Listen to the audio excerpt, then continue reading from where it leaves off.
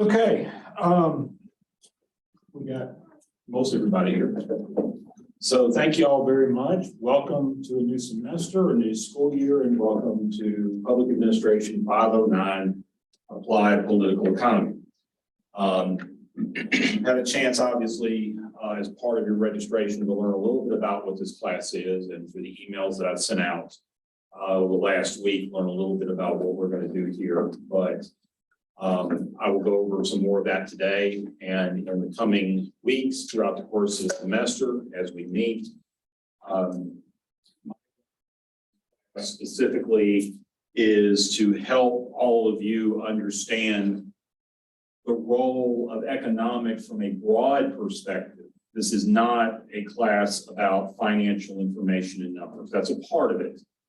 But as I shared in the email, I think the first email I sent out, what we're really here is to talk about human behavior and how it relates to the work that we do in the public sector. Some of you will probably, most people who go into public administration are either working for local or state government. There are those who work for the federal government or those that work for nonprofits and NGOs. But in all cases, the reality is that your work, more so than in the private sector, really ties into understanding how personal dynamics work. And that's especially true as you move yourself up in your careers with respect to management and executive opportunities, whether that be in an appointed capacity or an elected capacity.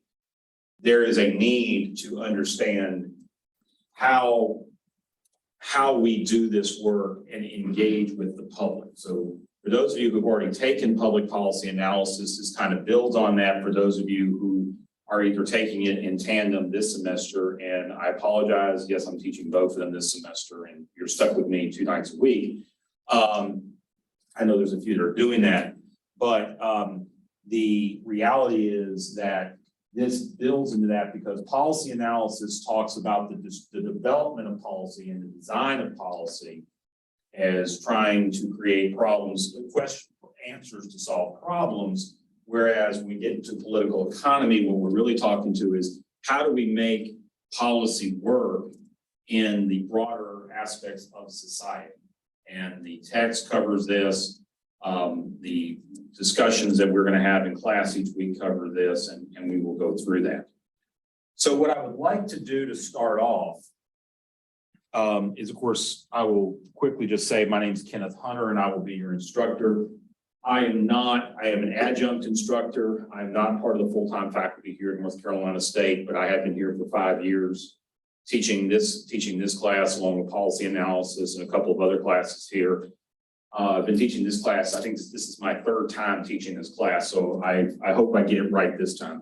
And I want to give everybody a chance to introduce themselves. So I get to learn a little bit more about you and that your fellow students get to learn about you, because I imagine we have some first semester students here, especially for that reason. So what I'd like to do is go around the room, give each of you a chance to introduce yourself, kind of tell us where you are in the program. If you happen to be currently someone working in government or working with a nonprofit, please share that as well. And then also just kind of tell me, based on what you understand this course to be, what you hope to get out of the course. So we'll go ahead and start over here.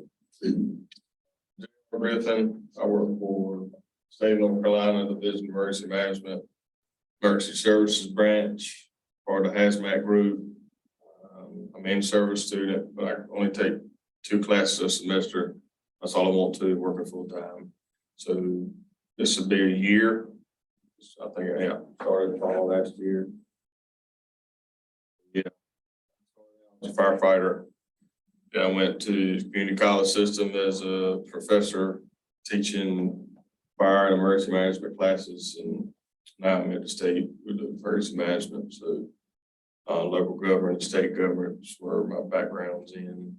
So I want to see how the political economy is. I live it every day, so I want to understand it more and more, much as I can to make me a better steward at my job. So I'm here. Yeah. Brendan Hart. It's 3rd semester. MPA student, and I'm a legislative clerk at the General Assembly. What would you like to gain from this class? And just a better understanding of how economics fits into what I do in my day-to-day. So. Okay. Hello, everybody. My name is Charisma. I'm the Engaged Life Director at a senior living community. I have experience in the nonprofit sector. That's Habitat for Humanity in the Boys and Girls Club, and I've worked in higher education before as a program coordinator. And I'm a business owner. This is my first year as a graduate student with public administration. What else? And what I would like to learn while taking this course is just to expand my mind and to learn different things I love learning, and I'm excited to be here. Yeah. My name is Sinclair Larson, first year in the MPA program, just graduated from UNC in the spring. I hope that from this course, I can just understand more about like the economy and how it affects policy. In the introduction to the first, the book, it really interested me about the carbon taxes and all that, because I studied environmental science in undergrad, so, yeah. Okay. My name is Kendall. I'm a first semester MPA student. I just graduated from the state this past spring, so stayed around. Let's see. I would like to gain from this class. Honestly, just a better understanding of the economy as a whole. I know a little bit, but not as much as I'd like. So just a general better understanding. Absolutely. My name is Christopher Bobbitt.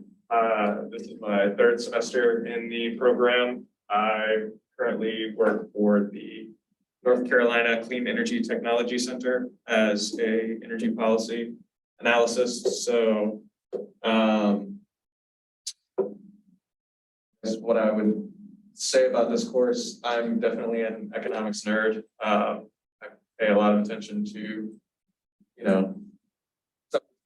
I appreciate how behavioral economics sort of takes the standard model and flips it on its head and says that people are not necessarily rational actors. Unfortunately. Yeah. Oh, come on. We were up on 108. Yeah, saying I apologize. Yeah, I apologize for that. I explained to them beforehand that that it's really shocking to me that there are 3 connected buildings here and they don't use the same numbering system. And I made the mistake of not including G in the syllable. So I didn't mean to interrupt you. I continue. Oh, what else do you want to say? Did you leave me on? If you don't mind, so I can keep the flow. If you don't mind, just tell me your social name, your progression in the program, and if you are a professional in the field, just kind of tell us what you do and also what you expect to get out of this course. Oh, sure. So my name is Tim Lavelli. I am starting my second year in the program. Been with a couple people in class before, so that's good. Until recently, I was a nonprofit advocate for K-12, and now I'm looking for my next adventure. Okay. I'm Mary Cole Pike, and I am several years into the program, an in-service student, kind of doing one at a time. I work here at NC State as the Director of Public Relations. And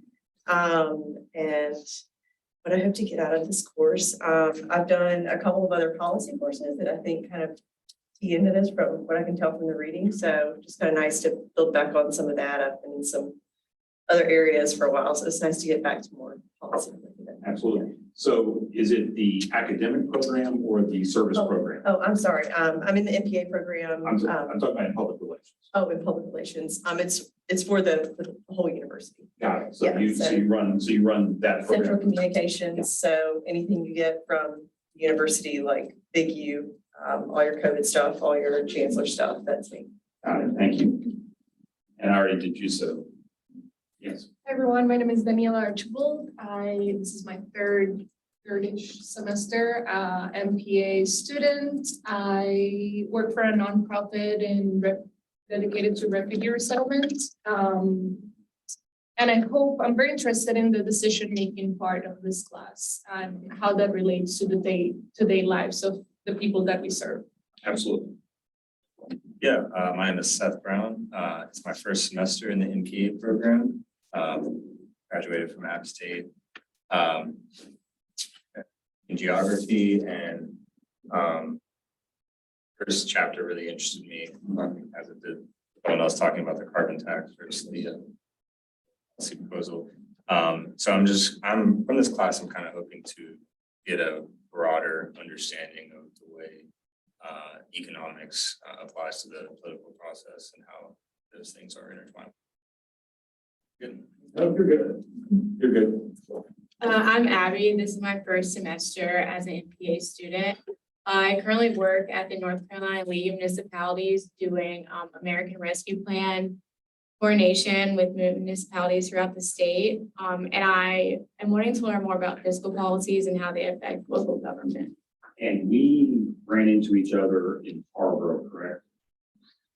I've been to Tarboro, but my boss. Okay, I'm trying to remember if you were part of the art, I was trying to remember if you were part of the art meeting. Yeah, not yet. Not yet, okay, that one, good, and so now y'all got the road show coming up here that we're hosting in a couple of weeks, in a couple of months, so. Hey, I'm Erin. This is also my first semester, so shout out to the people. I just graduated from NC State as well. And I work in the office of the governor. I run the governor's pay program. It's only one in the country. And I don't really know what I'm hoping to gain from the course, but I'm hoping that I'm able to follow because I have this problem and when you put something into like a number, like a science lens, it like makes my brain malfunction. So I'm really hoping to keep up. That is a common issue. I mean, my main area is budgeting. And so that's what I've been doing for 20 years now. And so I totally understand. And part of my day job, of course, is to figure that out translation. And what I want to say with respect to this class is, while we will get into numbers, I will talk a little bit later about how this is less about numbers and more about behavior. That's really what this class is about. And that's the reason why we're using the text we're using now as opposed to text we used when I started this class, because it was more from the traditional economist perspective. Hey, y'all, I'm Christopher Dalton. So I'll graduate this semester, actually. I'm in the National Guard. I recently accepted the job at the Joint Force Headquarters, which is like a larger National Guard base. I'm excited to learn. I think one thing that's important about this class is like, we often discuss policies and how they work. But we always forget about the money aspects. I think it's important to talk about. Yes, sir. My name is Anthony. I'm a first semester MPA student. I graduated from UNCG. And the thing that I want to get out of this class is more so of the social aspect of how the economy works and why it doesn't. Hi, I'm Cameron. I'm an MPA student, my second semester. I went to state for undergrad, women and gender studies major. I'm also a social innovation fellow, and I'm taking media economics this semester. So I think it'll be good to learn those together. I'm interested in those socioeconomic intersections. You said media and economics? Media economics. Media economics, okay, that'll be interesting to incorporate in this class. Thank you. I'm Savannah LaPrade. This is my second semester in the MPA program. I'm particularly interested in nonprofit management and animal welfare. So what I hope to get out of this class is I've really never taken an economics class, never encountered that in all my undergrad. So I'd like to get a base understanding, and I think learning behavior and how a lot of what I'm interested in is like fundraising and things like that, and how people make those decisions to then contribute to nonprofit organizations. Really interesting. That's what I'm doing. Absolutely. My name is Matt Staples. I'm in the Public Policy Analysis Graduate Certificate Program. I'm I saw that I was a decade removed from an undergrad, and I always wanted to go back to school. So I thought I'd get my feet wet with the certificate program. I'm about 4 courses in. I have 1 left to go, and then I plan on applying for the full program at the end of the semester. I am a small business owner with a federal entity. I contract as a consultant to the federal government, my skills in the personnel security field. And this is one of my last requirements for the certificate.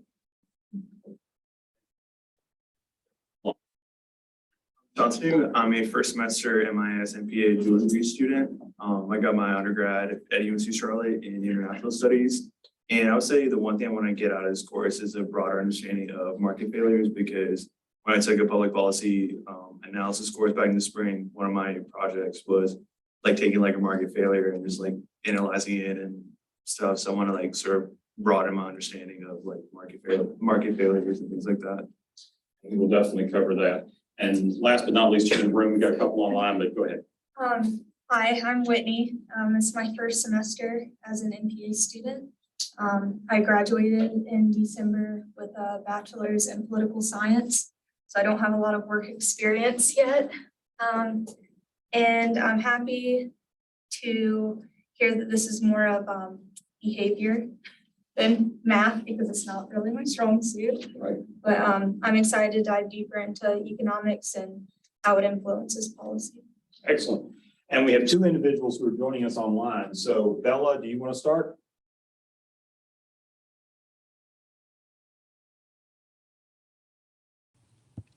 Okay, hi, my name is Bella. I am from Charlotte. I'm currently in Charlotte right now, unfortunately.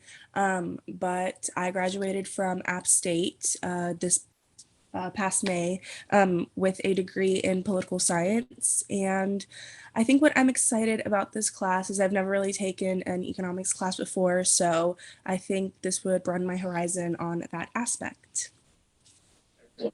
And Keston. Hi, I'm Keston. I am currently recovering from COVID, but I graduated from UNCG with a psychology major. A lot of my years afterwards, well, I've only been out for 2 years, but I spent in research, kind of within that field, so I don't have policy or nonprofit experience quite yet. And I also have not had any economics courses in my time in undergrad, so I'm just excited to have a basic understanding of it. And just in the nick of time, Lindsay. Lindsay, if you don't mind, we're doing introductions. If you will just give us your name, your progression in the program, what you do professionally, if you are working in the field, and also just what you would like to get out of this course. Oh, she posted up, she's lost. See the message and her microphone. Okay. Okay, so let me take care of that. Thank you.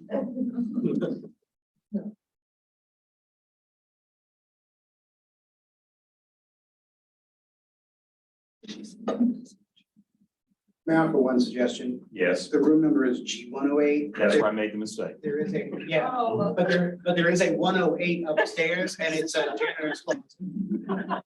Saw that myself. And that's where, so there are three things. She's got that, right? Yeah. Yeah, so let me just say, so this isn't the first time I've made a mistake. And so I'm an adjunct, I don't live in Raleigh, and I don't have an office in this building.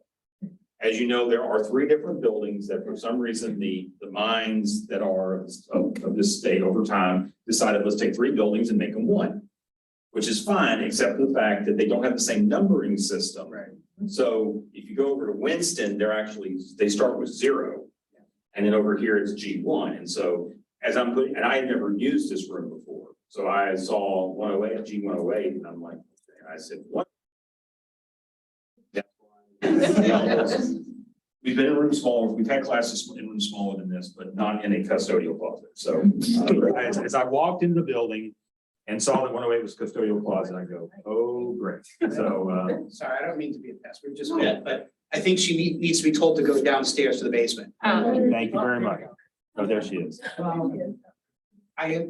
So, yeah, I Lindsay, guess. sorry about that. I mean, you're not the only one who had this issue. You are not the only one who had this issue, so don't worry too much. Lindsay, if you don't mind, take a moment to introduce yourself. Your progression, at the point of progression you are in the program. If you're involved in anything professionally, what you're involved in, and also what you want to gain from this class. Okay.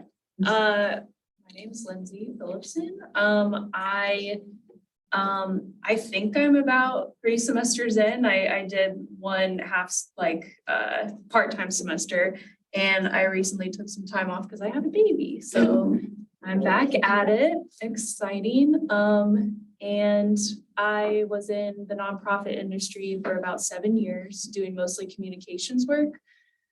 And my goals, I guess, are I hope to do policy analysis kind of work. And I think I have 2 more semesters left.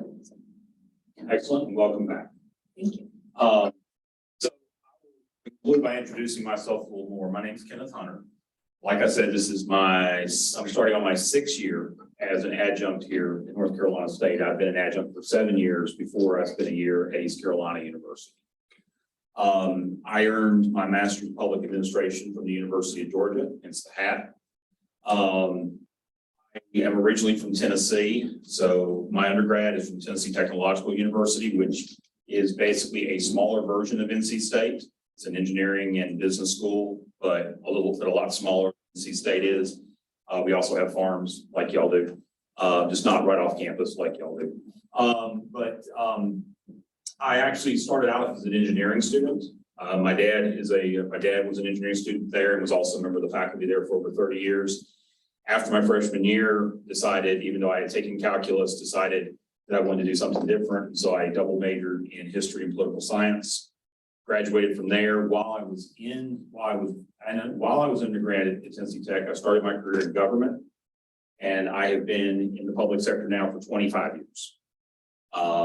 And so the last 20 of which has primarily been focused on budgeting and on local government budgeting and management. Actually, my first budgeting job was my internship at Georgia. I worked for the small town of Elberton, Georgia, which is a population of about 5,000, and put their budget together.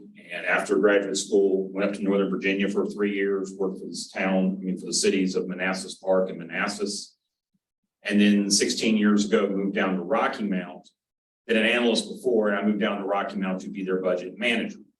My title now is it's basically the same job, but the title now is assistant to the city manager for budget and evaluation. And along with managing our annual budget, which is around $230 million, as a full service city, we not only do general government services, but we also run public utilities like electric and natural gas, water and sewer. So it's a much larger budget than for a city of our size. Rocky, anybody here been through or been to Rocky Mount? Yeah, okay, good. So sometimes in a room, never know, even though it's only an hour. We're an hour east, just for those who don't know, we're an hour east of Raleigh, right off I-95, population about 55. We're at the center point of the Rocky Mount metropolitan area, which is about 150,000, Nash and Edgecombe County.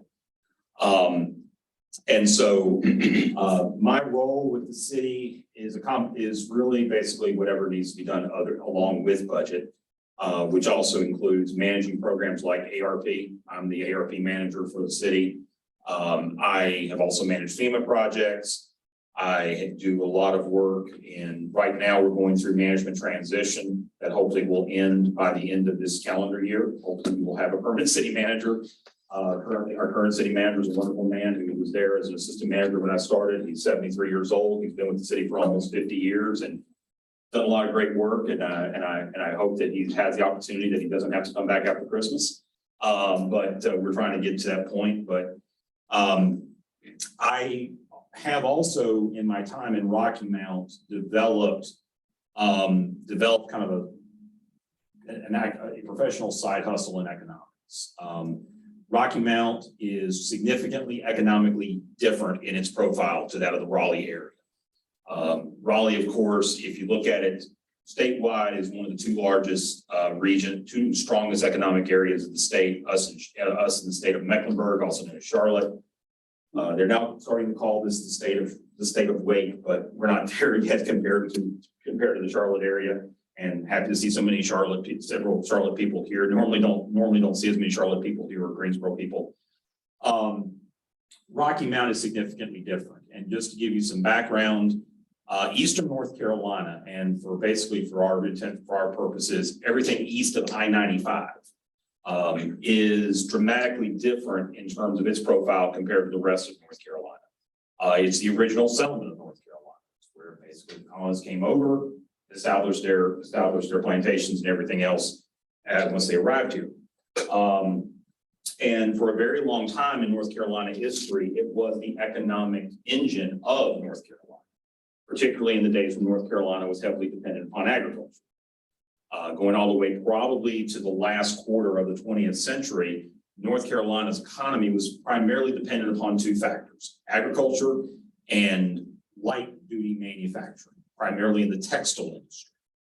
And so in places like Rocky Mount, you had cotton farms all over the place. The cotton was taken to places like Rocky Mount and other cities and towns in eastern North Carolina, as well as in places like High Point and Burlington and other areas, and was processed into yarn and threads and then made into textile products.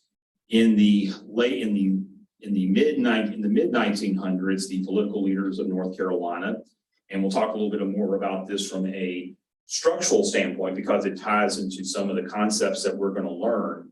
The powers that be in North Carolina decided that they wanted to diversify North Carolina's economy and try to develop a way to expand it into technology, medicine, and scientific research. That led to the establishment of Research Triangle Park in the late 1950s, early 1960s, which was strategically located in between three universities, two of which were state, two were public, one was private, all of which had good academic reputations and could house academic research centers, one of which, of course, is this University, North Carolina State. So we have at least one person here from Chapel Hill, and nobody. So they do some great work in behavioral economics, by the way. But as a result, over the next 50, 60 years, North Carolina's economy transformed.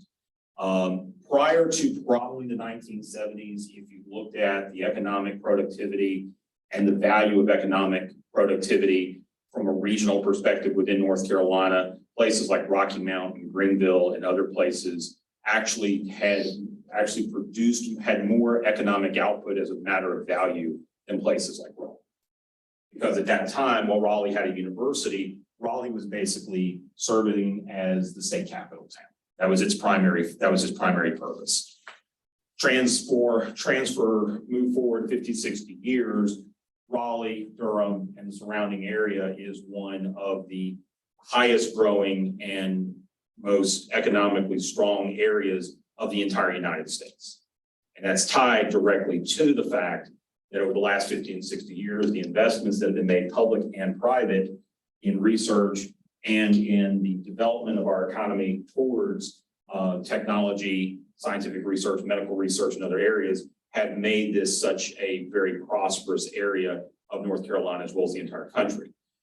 Meanwhile, in the eastern part of the state, the economy has gone in the other direction, mainly because starting in the early to mid 1990s, the trend that we saw with globalization, where the manufacturing sector moved a tremendous number of industries that were domestic industries like the textile industry out of the United States. That led to a loss, of course, of manufacturing jobs, and the agricultural sector changed dramatically as well. A lot of crops and products were starting to be made in other parts of the world, and also the loss of the prominence of the tobacco industry in the United States. One, the lack of demand, the reduction in demand because people aren't smoking, but two, also the availability of cheaper tobacco products in other parts of the world dramatically reduced economic opportunities for the incumbent residents of Eastern North Carolina. And that, along with several other things that are beyond our control, like Hurricane Floyd in 1999, which devastated many parts of Eastern North Carolina, particularly Rocky Mount, and other things that have happened. It's a very strong, within a very small geographic area, within an hour, 90-minute drive between the two locations. It is a very, very disparate tale of two cities or a tale of two regions in terms of how one has grown considerably during that time and how one has suffered significant decline. And those are realities. And there are elements of that fact that do tie to what we will be discussing in this class, because typically history shows that those kind of trends, particularly in the last, say, 150 years of history, not just American history, but of world history, don't happen organically. They just don't happen. They happen through a course of events, some of which are very intricate and very well planned, some of which are more people working in parallels and one thing leads to another. People just happen to be in the same room at the same time. The reality is that a lot of what goes on in our modern society, and again, in the last century plus, has been the result of significant decisions that have been made primarily in large part by governments at the local, state, and federal level. And now we're starting to see more so at an international level. And we'll get into some of the more modern developments that are occurring, concepts like ESG. The reality is that these trends have, of course, had a significant impact on our lives and on our society. In many ways, it has made us richer. It has made us have access to more opportunities. It has raised the standard of living for vast numbers of people. There have also been trade-offs. There is no doubt about that. We are dealing with those trade-offs from the standpoint of rising inequities and inequalities that we have economically and socially that we're dealing with today. And from the standpoint of us in government, we have the duty in order to maintain civility and public order to a certain extent, also in protecting the rights, and in this country, in protecting the rights and liberties and ensuring that we're doing everything to protect those rights and liberties for all citizens, is to make sure that we take these matters seriously and address them to the best of our ability. So that is what we are going to talk about in the course of this class. I'm going to take some time here in a second to review the syllabus, as well as the text and assignments, talk a little bit about the reading groups approach that I use with respect to course readings. We will talk about the introduction from the text. I left my key text at home, so I'm really going to be leaning on y'all in that regard. So I hope everyone's had a chance to read the introduction. Talk a little bit and do an introduction to behavioral economics as well as an introduction to economic data. Because I know based on what y'all said, that a lot of you were kind of wanting to know how this ties into the economy, and I'm going to try to do my best to explain that in the course of this class. So are there any questions at this moment? Okay. So the first thing that I will say is, I think I've explained this in the emails that everybody received. I, over time, have around with the various applications that we have available to us. And what I have basically learned in order for me to manage my time, because I do have a full-time job, and this semester I am doing something I can't believe I'm doing and trying to teach 2 classes at the same time, which I did last spring, but that was basically out of necessity. This is a little more by choice. And I love both classes and I hope to do well with both of them. I need to try to keep things as simple for me as possible, and I appreciate your understanding and patience. So when it comes to accessing course material, I will put everything in Google Drive. The only thing that I will use the Moodle page for is grading, because it has a nice way of doing grading, because you only see your own grades. There's no way I can copy and replicate that using other systems. So we're going to do that. You will see in the Google Drive folder that I shared with you that there is a folder for each week. That's where, like, for example, for this week's class, and I apologize for the people who are here in the classroom, so let me move this over a little bit because you can't see everything. They don't give me a 2-monitor setup here, so we can't do an extend with these. It's only a mirror setup. You will see that there will be a PowerPoint or a Google slide presentation. I see some of you all already pulled it up. Any other information for that week will be in that folder. The only exceptions are that I have learned with time that it is best to put the podcast assignments and the class lecture and discussion assignments access into separate folders. So, for example, in the podcast assignments, and I'll explain that more when we get to the syllabus, you will see that there's a list of podcasts, and then the assignments themselves, which are Google Forms, that you just fill out. It's typically only 2 or 3 questions per assignment, will be listed below that. So it'll be summary 1, summary 2, summary 3. The same, and then so let's get to the syllabus. I will change the room number on this. There are two books that we will use in this class. The first is the primary text, Political Economy for Public Policy. Like I said, I think I mentioned during the introduction, when I taught this class the first time, they basically told me the book to use because I was kind of hired at the last minute. And it was written by economists. It was a good economics textbook for kind of, it was more like economics for the public sector. It was for some of you, it would be based on what you just said, it would be a problem. And some of my students saw the problem, especially because I taught it as a summer class. So I had to teach it in 10 classes in 5 weeks.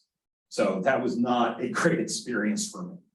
And the students survived and we got through it. But I realized if I was going to teach this class again, I would want to use a different textbook. And so the last time I taught this class, I found the textbook that I really liked, which while does have some economic information in it and does cover economic fundamentals to some degree, also really gets into the discussion of the intersection of economics with public policy, and also gets into the discussion of human behavior. There may be times that I will bring from other resources some information about economic models that I think that y'all need to understand. There are certain models that I'm very keen and very particular about that I will share that information separately. The other book is I always have a second book, or in some classes, 2 books to use as kind of an example text to kind of gain a broader understanding whether it's a particular topic or in this case, general history. So Ray Dalio is a experienced hedge fund trader. So he kind of has a little bit of a dark side to him. And he has also become a very well-regarded economic historian and economic analyst. Does a lot of TV appearances across the board and is generally respected by people on the left and right, and very smart guy. And he wrote, about a year ago, he published this book, Principles for Dealing with the Changing World Order. I used it in my last class in the spring. They thought it was a very interesting book. It's a historic perspective of his theory that great civilizations typically go through a cycle of events that lead to their rise and fall. I'll go ahead and spoil his primary argument because he kind of says this early on in the book. He doesn't hide it until later. That the key thing he's saying is that looking at the United States as one of these great empires or societies, we are now in the declining period of our time. How do you change? Is there a way to change that? And 2, if you can't change it, then what happens next? So this goes through several different world orders that have occurred in history and kind of provide some understanding about how they have gone and risen and stabilized and fell over time and the factors that contribute to that. So, and a lot of that ties into an understanding of economics and also social behavior. So those are the 2 books we'll use. The primary text we will be referring to almost every week. And you see that it's basically a chapter-based approach. The second text I have scheduled later in the semester for us to discuss, and there is an assignment associated. There are going to be other readings. And as you saw, if you looked at the first week material, I also use videos because I've gotten to the point where I watch videos, so I'm not going to expect students to necessarily read something that is available in a video, especially because they're so well done now that they do a much better job of explaining things in books. So not in all cases, but in a lot of them. So I do assign those videos to provide additional background knowledge about key economic topics and key topics that we talk about in the class, things that try to provide multiple different ways of looking. And there are the potential for other readings, which I will explain before I assign.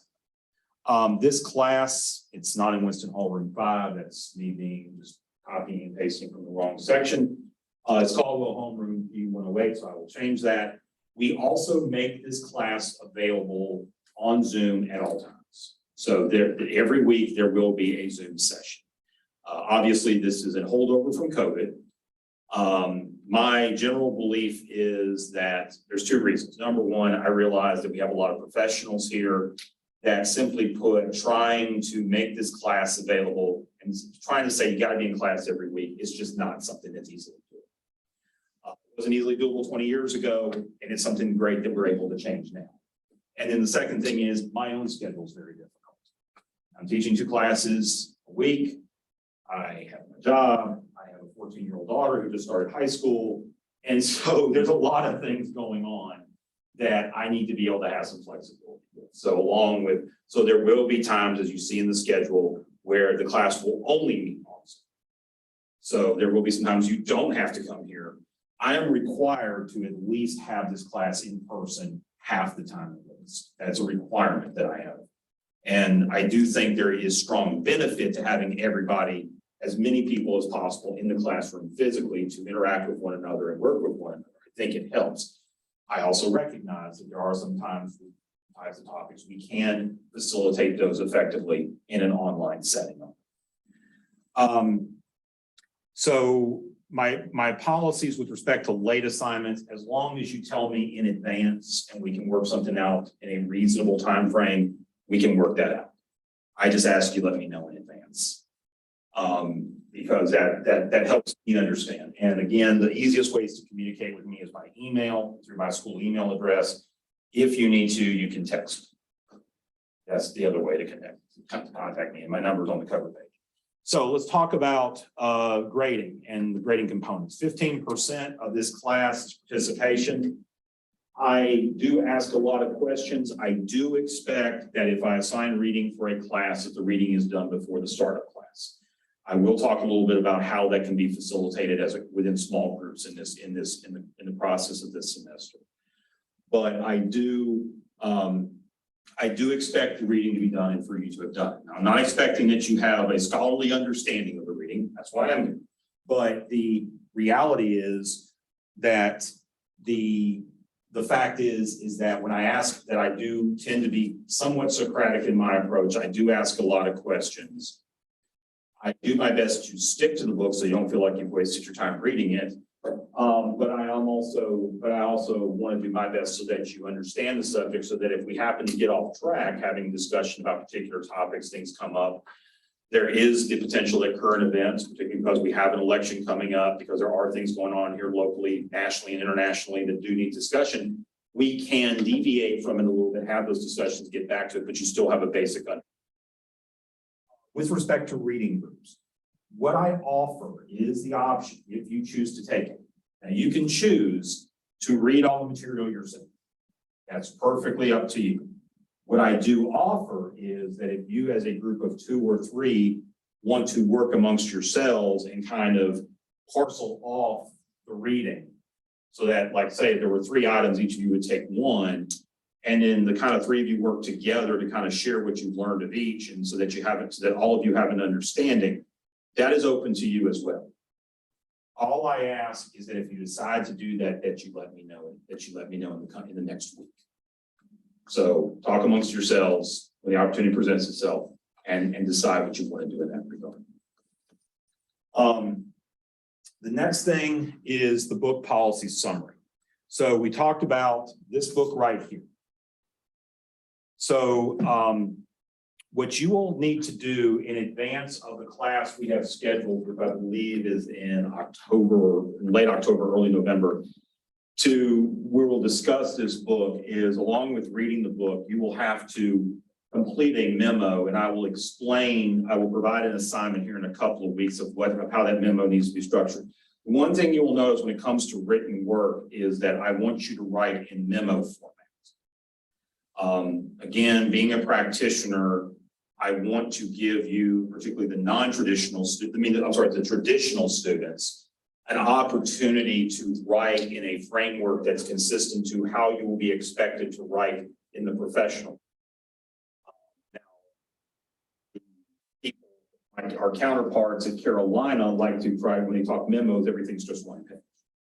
I know that that's not an easy thing to ask, especially for those of you who are first-year students. So we typically write in this case, with this policy summary, it'd be a 3 to 5 to show depth of knowledge. Podcast summaries, I actually got this idea from Dr. McDonald, who I think some of y'all probably know. The pod, obviously, if you were to type economic podcast in Google, you'd find a ton of stuff. Some of it's not necessarily tied to economics, but most of it is. There's a lot of great information that people share in podcasts, interviews and stuff like that, and it provides perspective and a little depth of the concepts that we're covering. So the podcasts are already up and the links to those podcasts are already there. What I ask is that you listen to the podcast and then you complete the assignment. None of these I think the longest of these podcasts is an hour. Most of them are on players where you can adjust the speed if you feel like you need to adjust the speed a little bit. But that information is, but that's an assignment. It totals 15 points. So each podcast summary is 5% of your grade. Group project.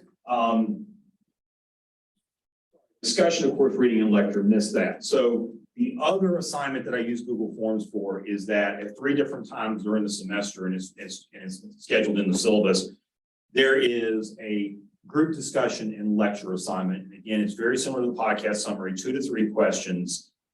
Answer the questions. And again, this is just to see how you're doing with the knowledge that we're sharing in this class and the information we're sharing. Each one will be worth 5% of your grade. There will be 3 of them over the course of the semester. The group project is towards the end. We have, I believe, 22 students assigned for this class. So probably going to say pretty much everybody's I'd like to try to have as many groups of 3 as possible, and as few groups of 2 as possible. But between now and September 6th, you need to form up groups of 2 or 3. I don't assign them. Y'all are adults. I expect y'all to work that out. And so the goal is, so you let me know the names of the people you want in the group, of who you're all working with, and then I will make an assignment that'll be tied. I will give that information and you will basically work on a topic related to political economy. They will be pre-selected. I think that I provide a list and then you each select a topic and hopefully each group selects a different topic. That's what I try to do. And more details about that assignment will be distributed in class. And then the last item is the final exam, which will be at the end of class. It's an open book, open note. It's an assignment that will be distributed right the day after the last class that we have in session. We'll basically do a week. So as you can see, that's the overall structure of grading. Grading scales similar to what everybody else uses here. There's some other policy information. Just quickly go over the schedule. And I will say I'm sorry, yes. Is there any way that you can give us? So maybe if, I'll do my best next week. I'll try. I'll look over what I've done in the past and see what I want to change. We'll have it next week. Okay. All right. Yeah, I'm sorry. Anybody? Did you have anything else? I was just saying that way if you don't know if somebody else wants. Sure, do absolutely. The same thing. Makes sense. Anybody? Yes. Do the topics tend to be centric towards state and local policies? Because in my experience, I'm more federally based. I'll look at them. You are right. Most of them are state and local, and that's just unfortunately bias of your instructor. Yeah. But we can definitely put some federal stuff in there and work on that. So syllabus here, first 2 classes will be in person as well as on Zoom. After that, it kind of then alternates some. We will not have class on October 11th because of fall break. And also the class on October 4th, there are some things I've got to work out because of the fact that is, my wife and daughter are Jewish, and I believe that that's the first night of Yom Kippur. So we got some stuff to work out there. So I'm going to try to figure out how to best accommodate that, but we will figure something out. but it was kind of difficult because I didn't want to take 2 weeks off. So 2 consecutive weeks off. Unfortunately, I have to take off. We have to take off the 11th. I wish I could switch. We'll work it out, but that's kind of, most of the classes until we get to October 18th are based on the text. Then we do on October 25th, the discussion of value of the book. We come back on the 1st to discuss game theory. Then on the 8th, we kind of get into some additional topics that I feel like are important to you to know because they're becoming more prevalent. Concepts like modern monetary theory, talk a little bit more about behavioral economics. I will talk about ESG, but probably earlier in the semester to tie it into coordination. But there's some various topics we'll talk about later in the semester. The group presentations will be on November 15th. My intention is to have those here in class, but if you are unable to attend, you can participate via Zoom. Prefer you be here, but you can participate via Zoom. Don't know what we're going to do on the 22nd. We do have a class that night. Final exam review will be on the 29th, right after Thanksgiving. The final, and in this class, it's a little different because the way the schedule works. So because it's on Tuesday and the way they work the schedule, and because I want to kind of keep it in line with when with the exam period, the final will be distributed on the 6th and due on the 13th.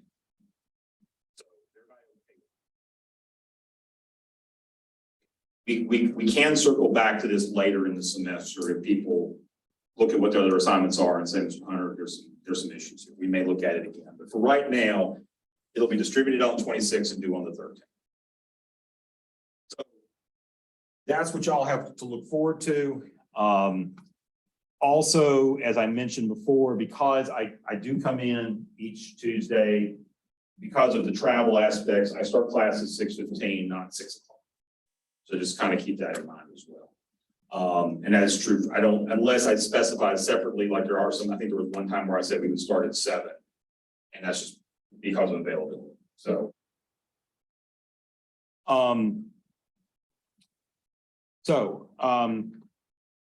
we've talked about the syllabus, we've talked about the text and assignments, talked about reading groups. Are there any questions with respect to the organization and logistics of this class?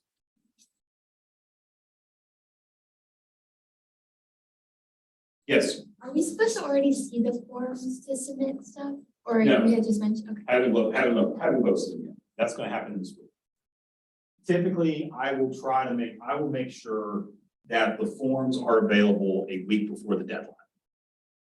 And part of it for the lecture and discussion one, that's because I need to remember what I actually said. And 2, for the podcast, I'll be honest with the podcast. I changed the podcast this year for this class. I used the same I changed them from the podcast I used before. I need to listen to them a second time to make sure I know what I want to frame the questions about. Okay. So, political economy. So there are going to be a couple of buzzwords that you're going to hear a lot in this class. And one of those is going to be optimal.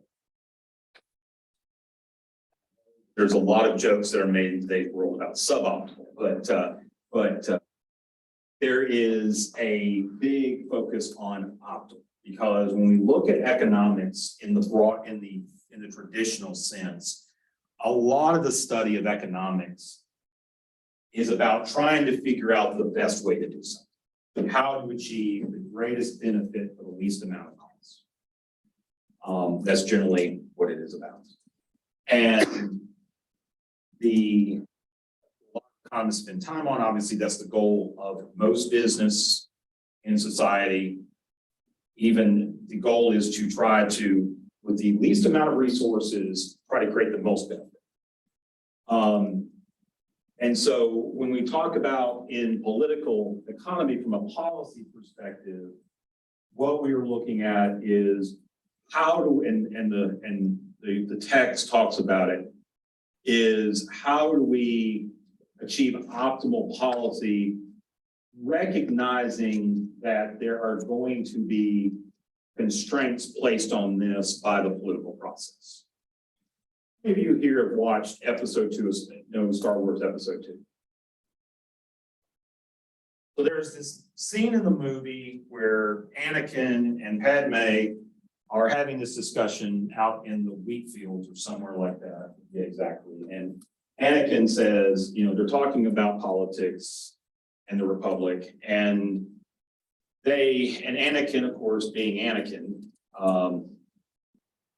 tremendous amounts of foreshadowing throughout these movies. And unfortunately, his acting was terrible, but the is that he says, you know, people should just figure out what to do and do it.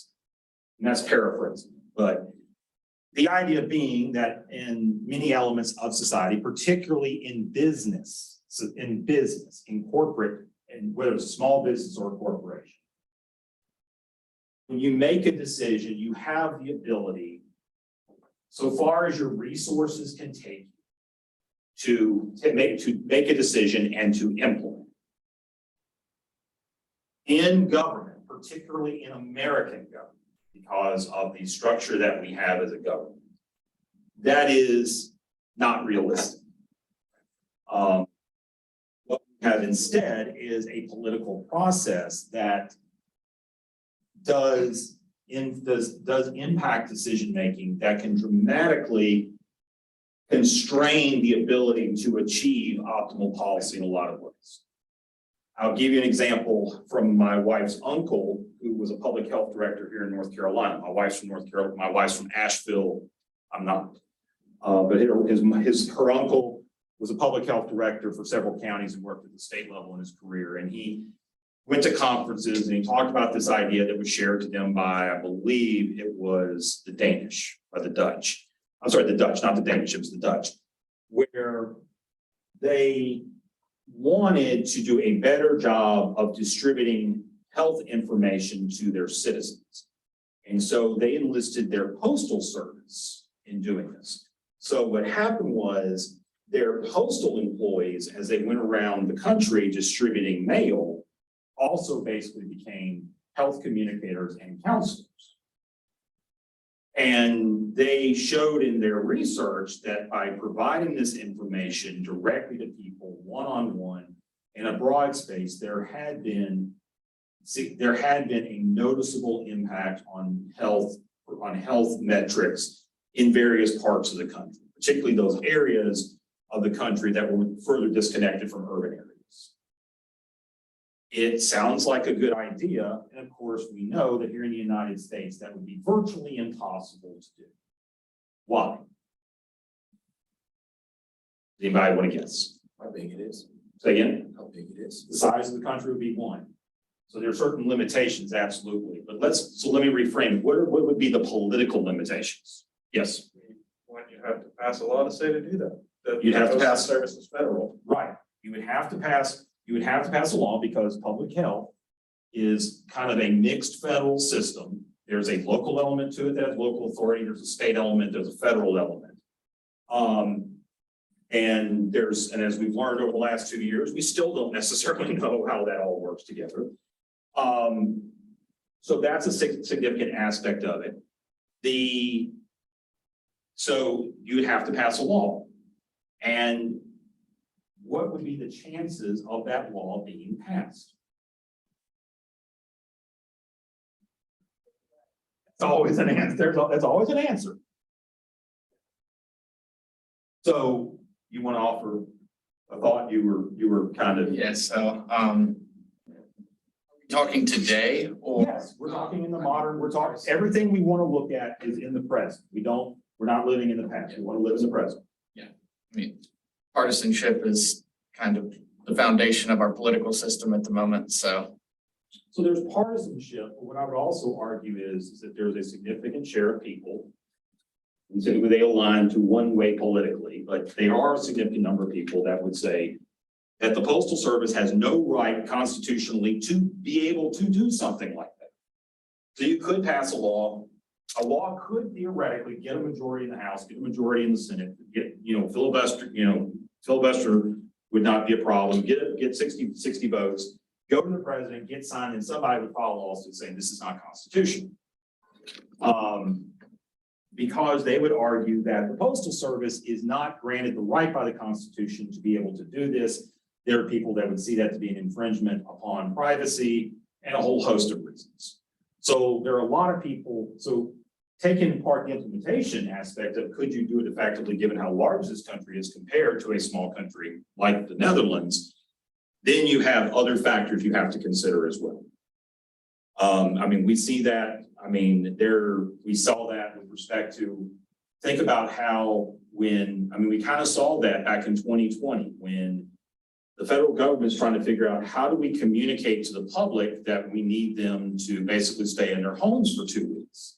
What did they do? They mailed a notepad, they mailed a note card, they mailed a postcard.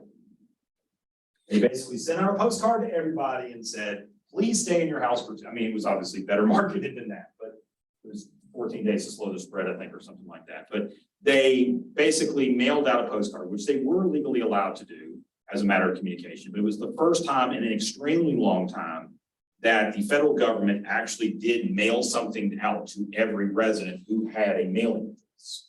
That had not happened in decades. And so it was and it was on its own a pretty challenging feat to do, but that was basically the most that they could do to ensure that to their best, make sure that everybody knows about it. Because we have this challenge today with the proliferation and diversification of communication mediums that as government agencies trying to figure out how do we get a message out to people as a whole when they consume information is so different from one person to the next or one neighborhood to the next. We had a hurricane back in 2010, Hurricane Irene, and we had a situation where, social media had started becoming more prevalent at that point. So we did a lot of social media.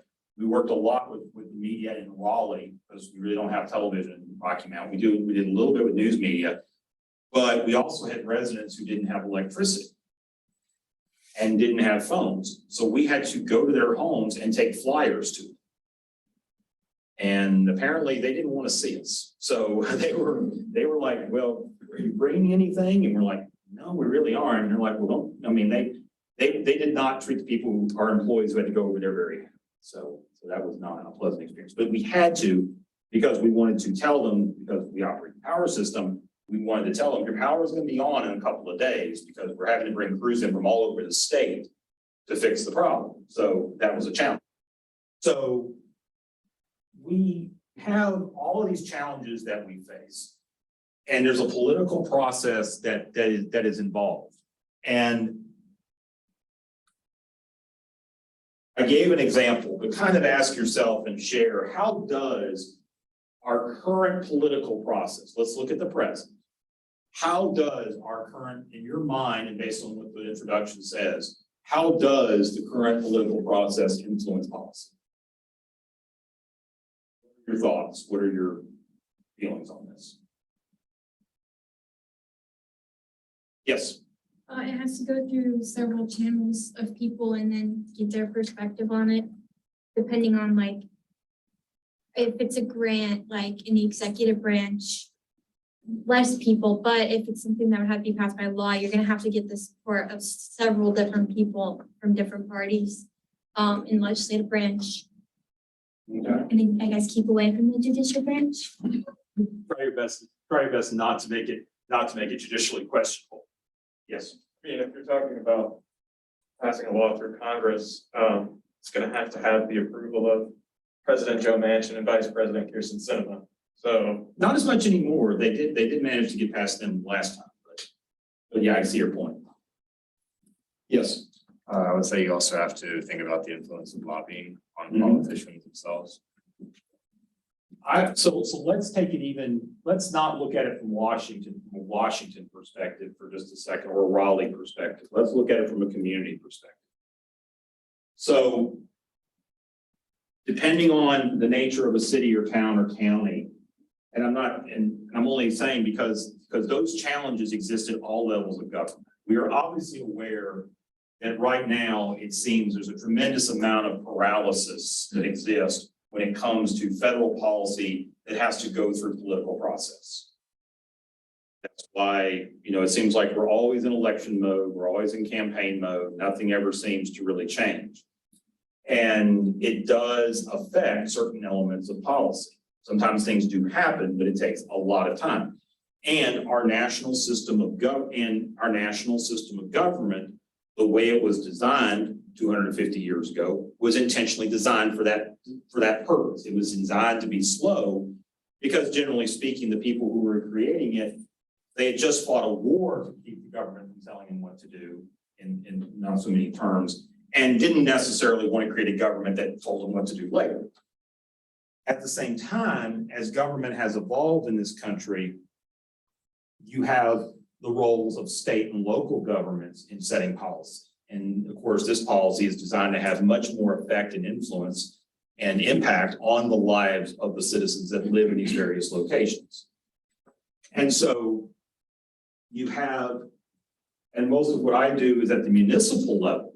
And you would think that even at the municipal level in a city of 55,000 people, that it would be fairly easy to implement policy.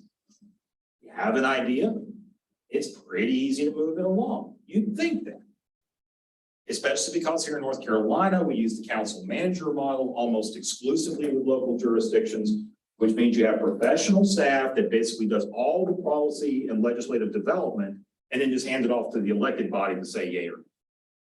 That's typically how local governments in North Carolina work. I can assure you, it's not. Because even at the local level, whether it's your city, your town, your county, when it comes to big things or even small things, there's going to be a political process that's going to create constraints and prevent you necessarily from being able to implement optimal policy in all situations. So that influence can be partisan, philosophical. It can be based on personal interests of those that are involved, and we'll talk about that as well. It can be based on long-standing issues, lack of trust, past history, and the impact of that past history. Obviously, here in the southeastern United States, and an issue nationwide, is the fact that there's a lot of policy, whether it was well-intended or not. Some of it obviously wasn't well-intended, that has had significant negative impact on people of color, women, other minority groups. And so that is a serious issue that we deal with, and it also creates a lack of trust, understandably, in taking policy forward. So we have to adapt policy development to be able to accommodate and respond and succeed in an environment of these realities. And so how do we do that?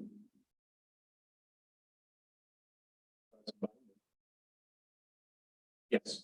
Well, we don't step out of norms too often. We don't take on really big policy implementations, even if it's like a good idea. We typically try to stick to what we learned in policy analysis with respect to Vildovsky, and saying that we try to just make another incremental improvement, one small step after the next. Nothing radical. Make small steps of improvement so that people generally are okay with it, because people can possibly be comfortable with change if it's in small steps. Generally speaking, human behavior shows us that most people are not comfortable with significant levels of change. So that's one. Anybody else? Yeah. Coalition building. Coalition building, absolutely. We try to figure out how do we build enough of a support base or a consensus to be able to achieve a group that will support something. And there are times when that can even cross political boundaries. We've seen that on some issues. We almost saw that happen with the legalization of marijuana here in North Carolina and the legalization of sports gambling, neither of which passed, but we got further along than we had in the past, and those were bipartisan coalitions. We're also bipartisan coalitions against it, but that's important. Anybody else? Yes. Like the purse, like threatening funding, like removing funding. So using more coercive strategies, and this book talks a little bit about that. You do those people in positions of power, and I want to use caution in advocating that, because from a standpoint of there's the powers that politicians have, and then there's the powers that we have as administrators. And while politicians have that power when they possess it, we have to remember as administrators that is not necessarily something that we have. Not saying it isn't always the case. For example, those who run agencies or departments within state and federal governments that run grant programs, clearly they have some discretion, but they also have to be very careful how they use that, because they can find themselves in a lot of trouble if they go too far out of line. And most of us, if there is a responsibility that we have to execute, because that's a responsibility we have as a public servant in an administrative role. So let's talk. We've talked a little bit about public health. I want to talk about the example from the introduction with respect to carbon tax. What were people's thoughts on that? Yes. I remember the cap and trade discussion from a few years ago, and there was a lot of speculation that it was just some kind of, blue sky idea that really didn't have a tangible benefit. Like someone's producing carbon over here, but someone else is saying, well, we're going to sequester that carbon, or we're going to be carbon neutral. So because you can still produce it because at the rate you are, because someone else is making up the difference by reducing their rate. And so it would seem like, reading it here in retrospect, it seemed almost like that wasn't the case. So I was a little confused. It was a tremendous amount of miscommunication. Yeah. Because it was and I'll let you answer here. You raised your hand, right? Oh, sorry, a different thought on it. No, I want you to share your thoughts here in just a second. Okay. But what I will say is, there were two competing concepts that were suggested in the book talks about this. One was the more coercive tax approach, which is just to say, we want everybody to reduce their carbon, and we're going to treat everybody the same theoretically. So we're just going to tax it with the goal, hopefully, that it serves the two-sided solution, reduce it, but also provide money to fund future programs.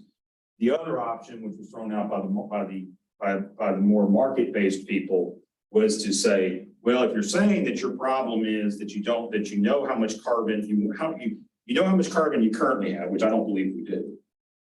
Just on general, I don't know if that's something we can necessarily measure. And number two, if you know that and you're saying based on scientific research that a 20% reduction achieves this, 40% reduction achieves that, and you're okay with the trade and you can manage the trade-offs, then if you want to do that, well, then the way it is to create a market so that you incentivize those that have industries and have the means to reduce their carbon. You incentivize them, and then you also don't have all the necessary trade-offs of saying, well, we're going to have to ban certain industries that you don't necessarily have replacements for. So that's he kind of talked about his own, he looked at it kind of in an inverse way that a lot of people looked at it. Yes.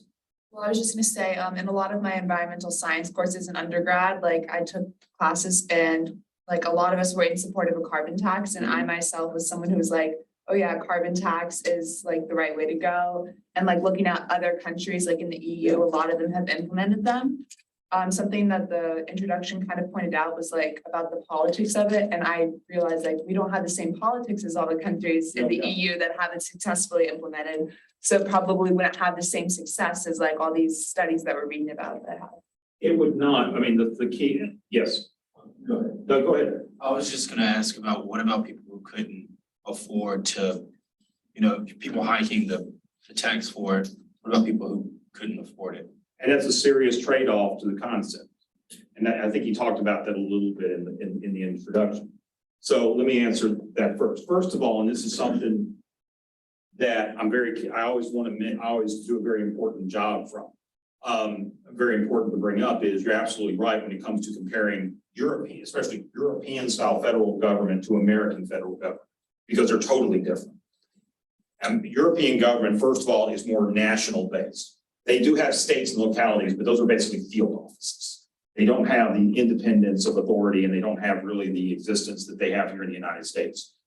The second thing about it is that their government is more administrative in terms of where its power lies. The elected office has some power, but a lot of it they have a higher degree of power within the executive and the administrative state than we do here in the United States.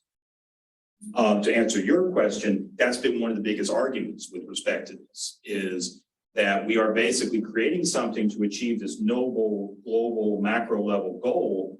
But the reality is that there's a sizable percentage of the population internationally as well as domestically that's not in a position to really be able to implement it without sizable negative impact. And that's where cap and trade comes in.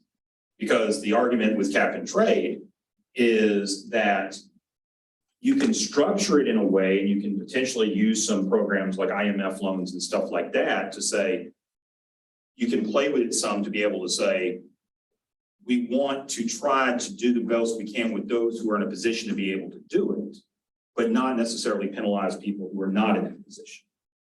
Hopefully, move everybody along to where everybody can catch up and participate together. But understand that we are not at that point yet, and we're not.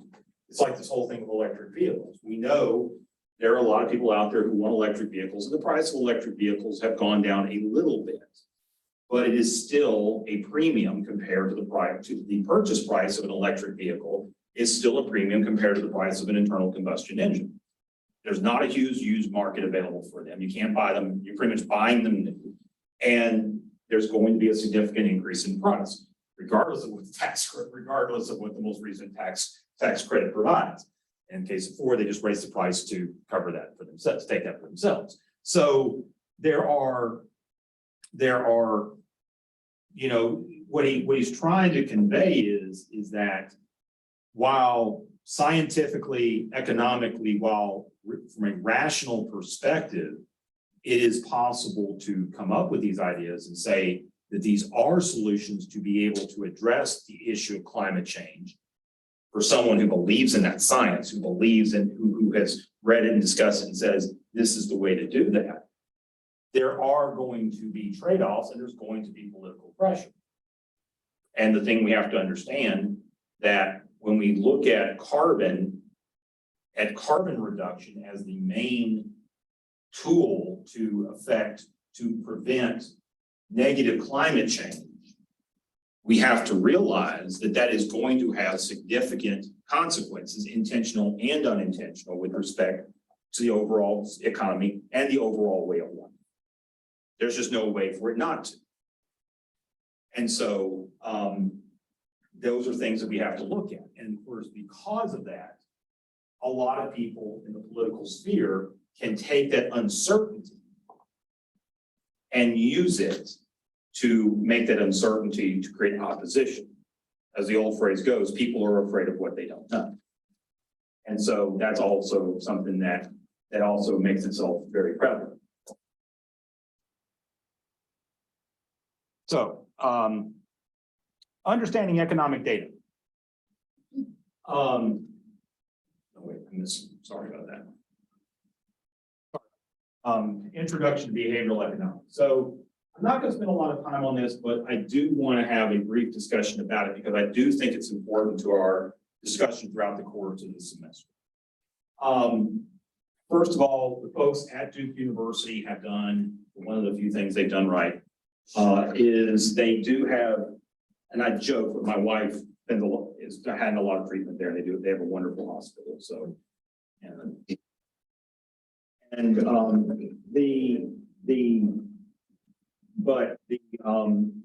but they have a program in their business school that focuses on behavioral economics, and they do a lot of great work in that area.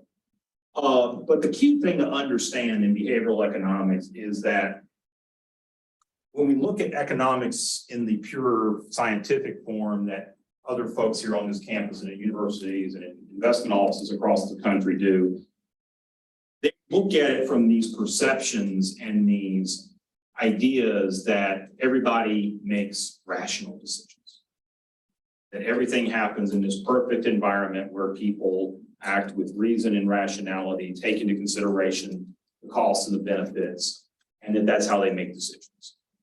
And history has clearly shown us time and time and time again, that is not how we act.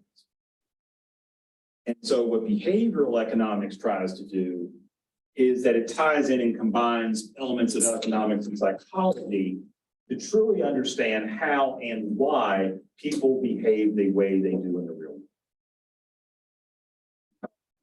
There have been countless examples, on small scale and large scale, especially in recent history, where people's behaviors don't necessarily line up with what is rationally the best solution.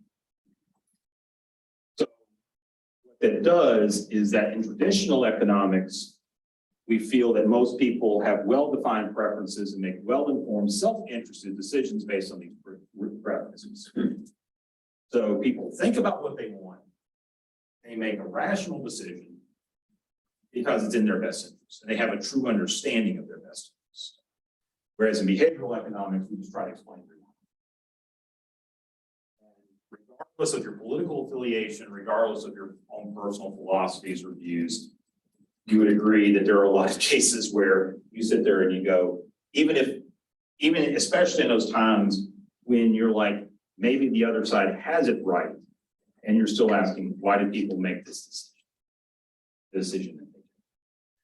So as you're going through the course of this semester, we will spend time tying these behavioral aspects into our overall discussion. Any thoughts or questions?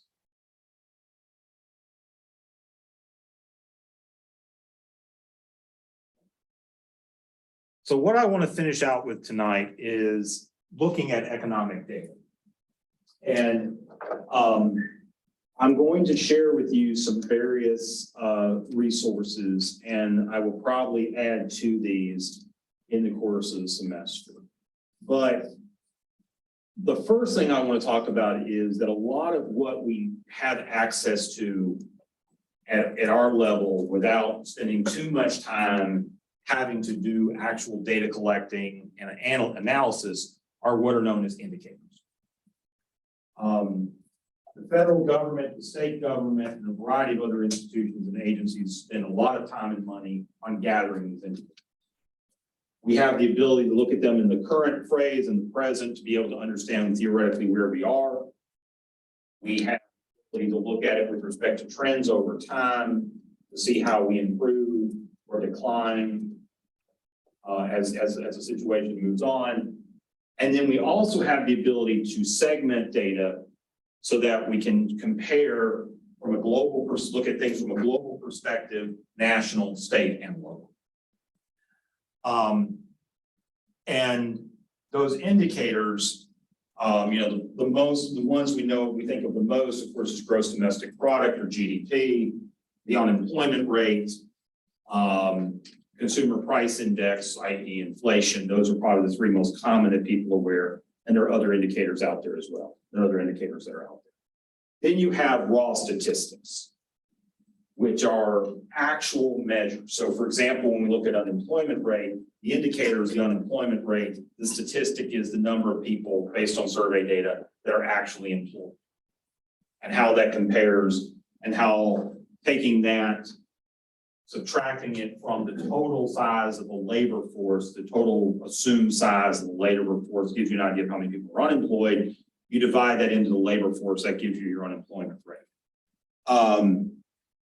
I will tell you, like, for example, in the work that I do, when I'm sharing employment data with the city, with our elected officials, with the Chamber of Commerce and with other people, I tend not to talk about unemployment rates because in today's world, particularly over the last decade, we've seen significant drops in the labor force.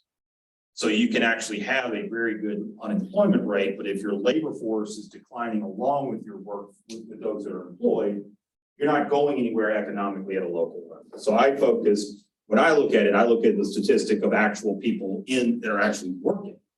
I look just purely at the employment level, because that tells me if they're employed, they're getting paid. If they're getting paid, they're producing and contributing to the economy. From both these indicators and statistics, we have the ability to conduct analysis. And this is where people far smarter than I actually go in there and look at this information and try to actually understand it and provide conclusions and at times recommendations about what we should do from a policy perspective, both in society and private society overall, as well as in government with respect to public policy. So if you go back to your week one, to the week one folder, there is a link to economic data resources. And you will see here that I have separated out into two groups, one for indicators and statistics and one for analysis. So FRED is probably the largest publicly available repository of economic information in the United States. It is managed by the St. Louis division of the Federal Reserve, St. Louis region of the St. Louis region of the Federal Reserve. It's their primary contribution to the Federal Reserve System overall. They capture just about everything. If it's public information, i.e. it's not restricted so that you have to pay for it, they typically have it. They gather the information, they provide a tremendous amount of history, they can show time data, like for example, pulling up GDP, gross domestic product. They have it all the way going back up to 1947. This is gross domestic product. This is not real GDP, i.e. it's not in inflation adjusted dollars. But as you can see, they have that data going all the way back to 1947 and all the way to the most recent data, which is Q2 of 2022, which was released late last month and will be updated here next week, I believe. So this data, and you can look at it, this is the raw data. You can change it to look at change over time, change in time periods. Like, for example, you change unit to percent change from a year ago, which is typically how we look at it.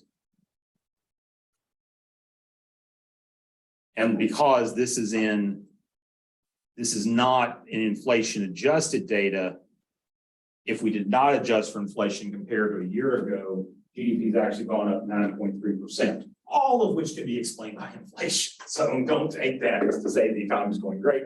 It's just that everything's getting more expensive. And as it gets more expensive, it's technical dollar value. So that's just to give you an idea of what information is out there. And FRED has everything. Pull up another one. BLS is the Bureau of Labor Statistics. This is the agency that handles they do the work for two key indicators, the unemployment rate, which they provided information on a national level, on a state level, county level, as well as metropolitan level. They also do the consumer price index and all the other associated inflation indexes. So they're the ones who track employment and they also track inflation. So the two most important monthly indicators that are distributed by the federal government for economic information are consumer price index and unemployment and the national employment report, and responsible for that, and their website has that information. And they do, and this is where they do some analysis in that they provide the data, and then they do some degree of commentary on it, but it's pretty straightforward commentary. Census Bureau does a lot of data collection as well. There's a lot of internal measures that they're responsible for, along with, of course, counting of houses. The American Community Survey, the census, of course, is done every 10 years. Some interesting information was shared last week by the Census Bureau that they got some counting of some states off really badly. Actually led to some states getting fewer congressional districts than they were supposed to. Not a very good track record, but given how challenging their job was in 2020, I kind of understand. They also do business surveys. The American Community Survey is an annual update that's now available at the county level, on a national level, that really kind of that allows us to have an annualized look at the type of data that's gathered physically every 10 years by the census. So it's not just population, but it's household data, economic data, various demographic characteristics and household characteristics, a lot of information in there. They also do business analysis. They do monthly reports on home building, and they also do consumer spending. Those are the types of data sets that they are responsible for. Conference Board is a private organization, and they are responsible for one of the few future metrics that we have, or future indices we have, that looks forward, and that's the leading economic indicator index, or survey of leading economic indicators. And what this is that it's designed to give us an idea of where we think the economy is going to be going in the next 6 months.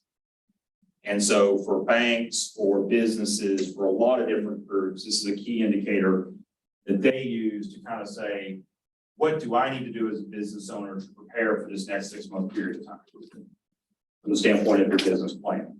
And obviously financial institutions use it from the standpoint of what we need to do from a financial planning perspective. And the reason I separate this out is that this is done by a private organization that does not share their data with Fred. These last couple of measures here, their links here, are for more regional and local data points. So we talked about Fred being part of the St. Louis Federal Reserve. North Carolina is in the Richmond region of the Federal Reserve. And they actually have of course, their main offices in Richmond. They have an office in Charlotte. They do a lot of economic data and reporting with respect to what goes on in their region, which is pretty much Delmarva and the Carolinas, and DC. And so they are responsible for gathering that information, and they do some of their own regionalized indicators that they update on a monthly basis. D4, ncommerce.com, is North Carolina's employment data site where they provide data. It's actually easier to use than the Bureau of Labor Statistics data for the statewide data. You can not only look up data for counties, but they also report data for larger municipalities. So certain municipalities like Raleigh, some other communities in Wake County are in that data set. OSBM is Office of State Budget and Management, and they have a tremendous number of stuff that they do from an economic reporting standpoint. And so that's why, and Link has been around forever. And they just finally updated the interface. I think they did that this past year. But they have a lot of historic data on the state of North Carolina. So a lot of various statistics that have been captured by various state agencies are based here. And so that information is available. Formats are different. There's some variations. The previous site compared to this year didn't look like it had been updated since the 90s. So it was a little.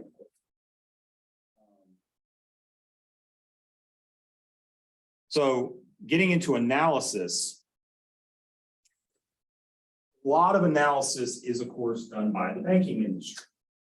We are very fortunate that one of the largest providers of free public analysis is based here in North Carolina, and that is the economics group at Wells Fargo. They basically took over the economics group from Wachovia when they bought Wells Fargo 12, 13 years ago, took it as their own, kept the office in Charlotte, And so they produce a lot of reports and commentary. They pretty much, they print stuff out almost every day and provide a lot of good analysis and make it all available to the public. It's not just limited to their customers. PNC does some as well.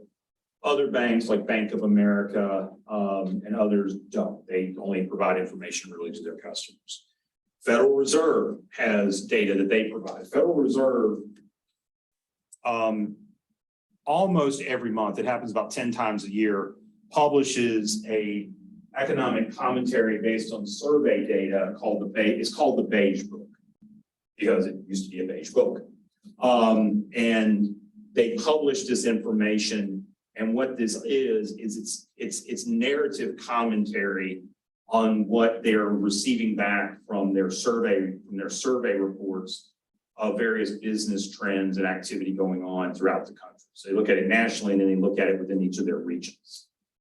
And they do 8 issues a year, not 10. And so they did one in July, so the next one will be in September. Richmond Fed does some more analysis. One key source for international information is OECD, and I always get the C and the E mixed up. OECD is the principal data collector and economic analyst for the developed world. They do track some of the less developed countries out there, but they focus a lot of their time on comparing economic trends across developed nations throughout the world. And this is their site. So like they track consumer price, they track inflation activity country to country.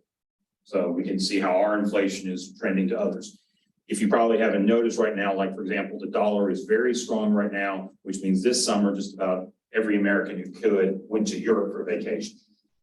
Because since the 70s, has it been this good to be an American with American money in Europe, because the affordability is there compared to other things. Doesn't mean it's cheaper than vacation here in the United States, but if you're going to go to Europe, particularly Italy, it's a good time to go.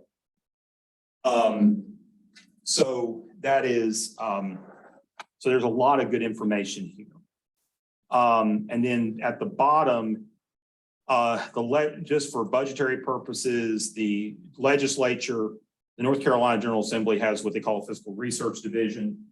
They do some regular economic updates because they do this in order to be able to effectively forecast revenues. As y'all may have heard, revenues for the most recent fiscal year were significantly more than budget, which means we had a surplus of several $billions. I believe it was around $4 billion, which was unexpected. And that's obviously been a key thing. And so they do a lot of that information, and they provide those reports to the legislature for their work in the budget development process. 2 other sites to mention. Probably the most recognized economist in North Carolina is Dr. Michael Walden. He is, of course, on the faculty here at North Carolina State University. He is on TV and in the news and all that regularly. I imagine that you guys, yeah, I can imagine.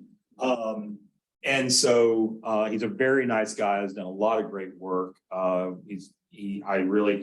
of the things he does, I talked about leading economic indicators. He actually developed this many years ago. And I wish they would, y'all could help him with kind of the way this is all presented a little bit, just in general with his presentations. But he does this, and it is interesting because it actually shows the way in which this is calculated, which is consistent with how the national leading economic indicators are calculated, but it provides the information, and he does update it monthly. Big fan of PDFs. And it is it's a nice report because it's basically one page and provides a good amount of information and kind of gives you an idea of where we're going as a state. And again, it's a little bit, even within a state, you can have significant differences in economic performance, even at a more local level. Like an example, like in the area of housing right now. Nationally, if you look at the national news, they're telling you, well, the housing market is cooling off considerably. Builders aren't building, homes aren't selling, prices are finally starting to go down. And you come to the triangle, which was kind of funny because even us now in Rocky Mount have started to see a significant improvement. And there was a case where for the first time in about 18 months, I actually saw a realtor friend of mine post on Facebook that they were actually reducing the price on a house. And it was about a 10% drop. And so I was kind of like thinking, okay, I need to go look at this house because this house is kind of in the price range of my house. I saw why they were dropping it 10%. It wasn't the market. The house just dropped 10%. The people that they hired to paint it just really weren't into it that day. So that gives you some information. There's also another economist here in North Carolina that is affiliated with the folks at UNC Charlotte, John Connaughton. He's been around forever, just like Dr. Walden has. His is a little more numbers based. He doesn't do as much work in terms of trying to explain it the way Dr. Walden does, but he does produce forecasts on a basically quarterly basis through the Belk School and does a lot of good work as well. So the reason I share all this is that you all have definitely said, they want to learn more about economic information, and I'm happy to go over any of this in more detail as the semester goes on. But at the very least, I wanted to make sure that you knew where some of these resources were. There may be some other resources I might add, but this is a very good list of where to start. And these links are updated regularly. These are not sites that may go away or something like that. I didn't post, Substacks or stuff like that where someone may get tired of doing their work after a couple of months. But this is here to actually provide you with some resources. So my goal was to be done by 8 o'clock tonight, being the first week, and I think we're going to get there. Are there any questions that anybody has? Yeah. So, are we gonna be doing any comparison work? Like when we were talking about kind of how Europe does things, I was just wondering if we're ever some of the work that we do is comparative, even at the city or something. There will be some situations, and the text will provide some opportunities. And what I would say is that as you're doing the reading, and I mean, because for most of this, with the exception of some of the assignments, it's a reading and lecture class. Like most graduate classes are. And what I would say is that that while I can obviously provide some comparative examples, each of you as students are also welcome to provide comparative examples.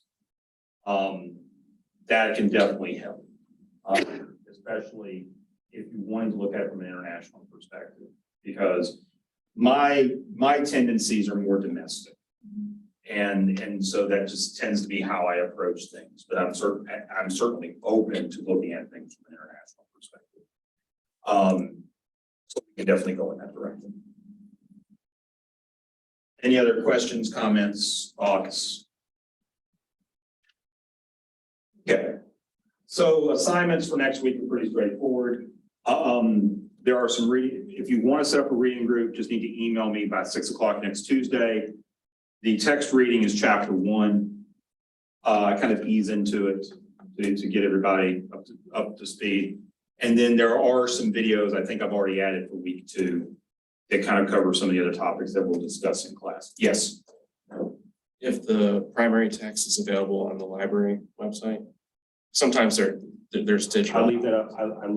That's, yeah, I didn't think it was, but I don't get into that.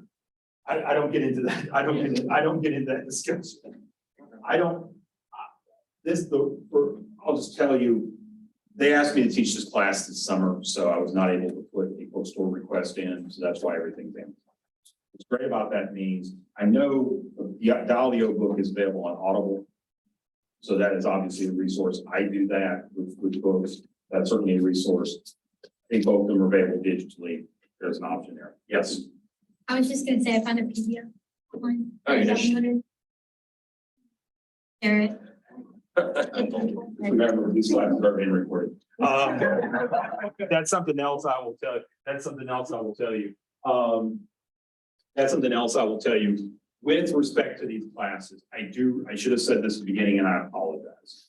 I do record these classes and I do make them available in a private setting for everybody to access. They're not provided to the public. I use YouTube, but it's a private channel. So I do that so in case there's anything that we discuss or you are unable to make class for an understandable excused reason, you will have access to be able to capture what we discussed. Yes. Will these be available on Panopto? No. No, I tried Panopto once and just wasn't happy. Classes, I just run them through Zoom. Okay. So. Anything else? All right, thank you all very much and see y'all next week. To those of you online, thank you for joining us.